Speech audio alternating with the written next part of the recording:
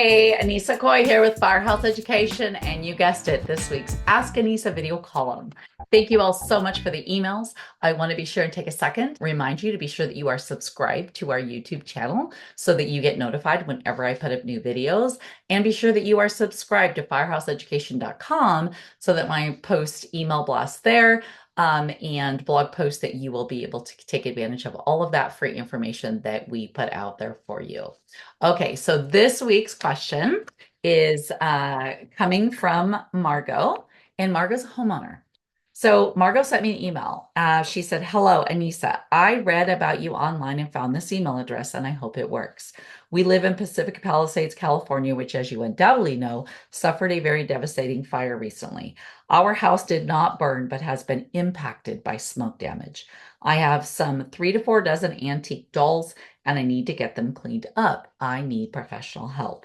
Is this something you could do, or could you recommend someone in the Los Angeles area experience in this regard? I appreciate any advice you can offer. Sincerely, Margot."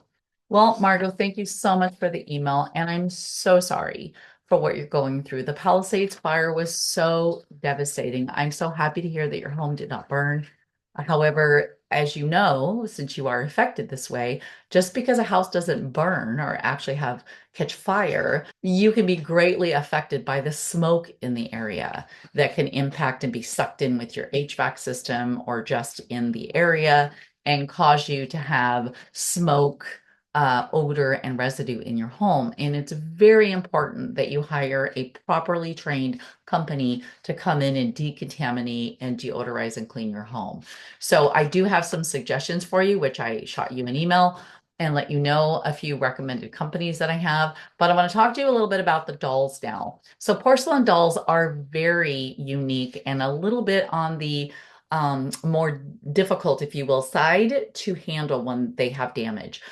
Mostly because there are such a variety on them of surfaces, right?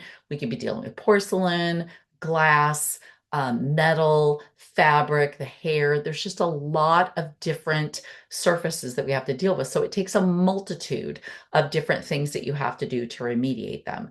So first off, one of the things that I always do is to HEPA vacuum the doll. Now you want to be very careful with your HEPA vacuuming. You want to be sure to be very gentle. And I like to do what I call the finger method, where I'll hold my hands, my fingers wide, but I hold my hands like over the doll's hair and some of the clothing if it's really delicate. And I'll run my HEPA vacuum while agitating the area with my hands gently to not mess up the hair, to agitate the area and run my HEPA vacuum over my hands so that it will, pull up any of the loose particles and loosen things up. Now, I want to also say it's very important that you handle these dolls with gloved hands, okay? So get a good like latex or silicone type, gloves so that you're not getting the oils from your fingers on them, because that can actually cause further damage. Another tool that's very important for you would be to maybe use a light air compressor. And when I say light, I mean a very low PSI, so that you can blow the doll, clothing, the hair, that sort of thing, the face off, and again, get loose items off that maybe the HEPA vacuuming would not remove. But you want to be a very low PSI so that you don't blast it and mess up the hair and possibly remove pieces from the doll, okay?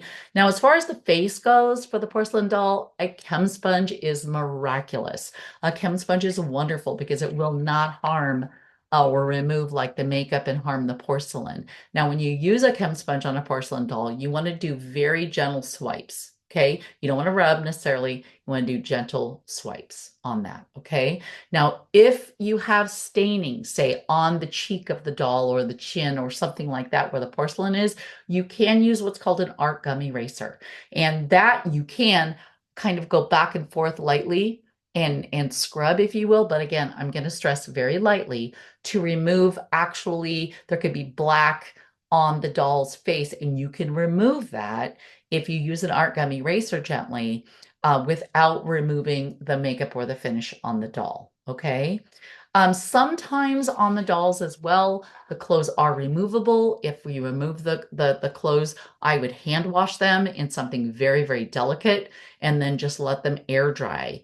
What I like to use is Woolite for hand washable delicates, and just do it in warm water. Don't do really hot water or cold, but use warm water.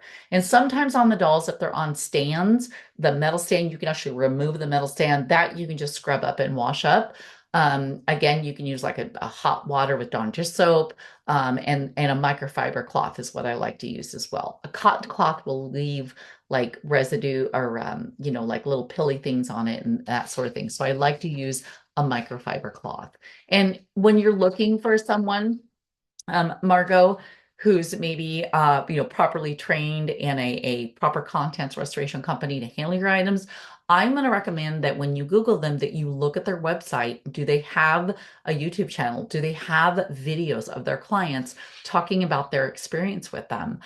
Do they have written testimonials on their website where people are specifically talking about how well or how they handled their content, and would they recommend that company to someone else? Okay. It's really important that you are hiring the right company that knows and is experienced with handling these dolls. It should be a one-stop shop. So when you hire a restoration company, they should be able to handle all of the aspects of the doll. And their restorations are a little bit intricate, definitely involved, but it's not impossible. I have restored hundreds and hundreds of porcelain dolls after a soot or fire contamination. And as far as deodorizing, I'm a total advocate of using hydroxyl, not ozone. Hydroxyl is very natural and it won't harm like the glues and dyes and things that are on potentially the doll. The reason I don't like ozone is because ozone can react badly with finishes and like glue. If there's glue on the doll, which I'm sure there is, some of the clothes are actually glued like onto the hair and stuff like that. And ozone can actually break that down. It can cause a secondary odor. And it's difficult. It's not super safe to use. And so I prefer to do the hydroxyl. Okay.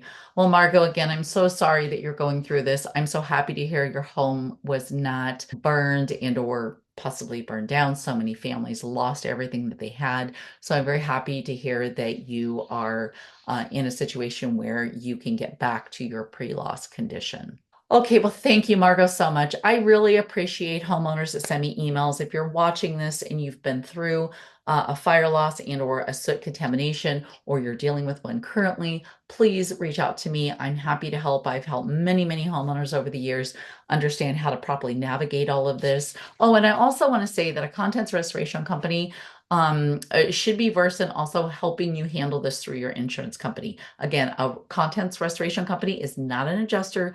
They're not going to be adjusting your claim, but they should be able to give you proper billing and the documentation you need to be able to get paid from your insurance company, and or the contents company can actually bill your insurance company directly, and then you don't have to deal with that necessarily too much. Okay.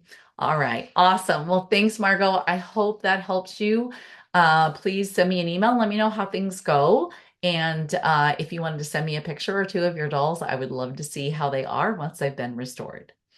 Okay, well, at this point, you guys know the drill. If you have a question for Annissa, whether you're a restoration contractor or you are a homeowner who are going through an unfortunate situation that you need my expertise, please send me an email. In the subject line, put Ask Annissa and email it to annissa@firehouseeducation.com.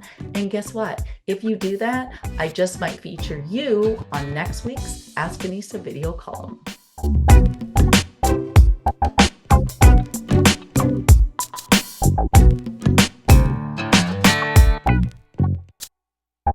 Thank you.